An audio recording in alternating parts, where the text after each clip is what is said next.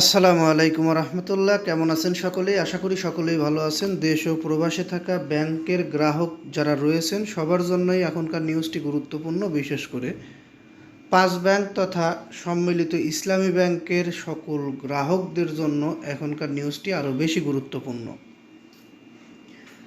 এখনকার নিউজটির দুইটি অংশ। প্রথম অংশে গভর্নর নিয়োগ নিয়ে কিছু গুরুত্বপূর্ণ তথ্য, বর্তমান গভর্নর ও বিগত governor doctor Ahsan H Mansur বিষয়ে কিছু গুরুত্বপূর্ণ তথ্য, নিয়োগ প্রক্রিয়া নিয়ে আলোচনা। আর ঈদের আগে পাঁচ ব্যাংকের গ্রাহকরা অর্থাৎ সম্মিলিত ইসলামী ব্যাংকের গ্রাহকরা আমানতের টাকা ফেরত পাবে কিনা এই বিষয়ে কিছু গুরুত্বপূর্ণ তথ্য তুলে ধরা হবে।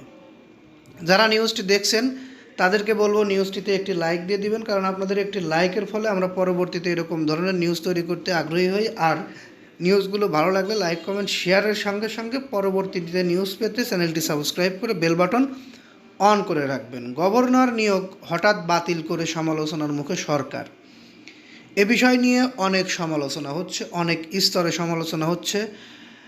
এই সমালোচনা বাদ রেখে নতুন করে গভর্নর নিয়োগ দিয়ে কার্যক্রম শুরু করেছে সরকার এবং নতুন গভর্নর। বিগত governor doctor Ahsan H Mansur থাকাকালীন যে সকল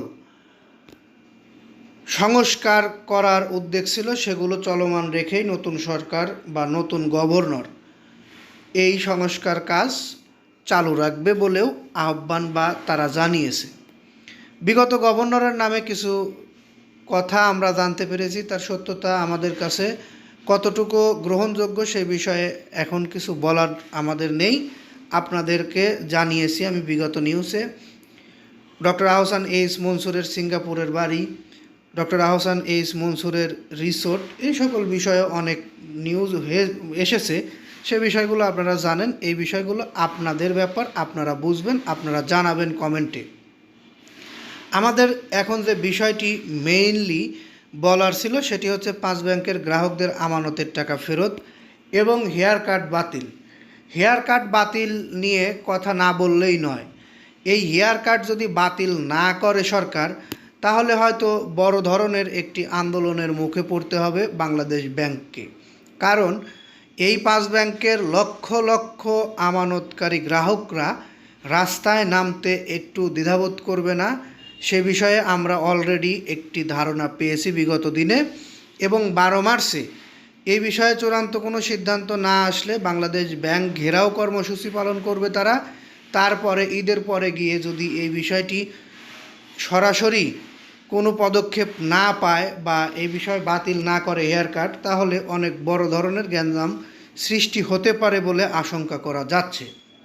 এ কারণে হয়তো বিগত governor doctor Ahsan H Mansur 4% সুদ সমেত টাকা ফেরতের একটি আশঙ্কা বা আশ্বস্ত করেছিলেন, সেটিও মানতে নারাজ গ্রাহকেরা।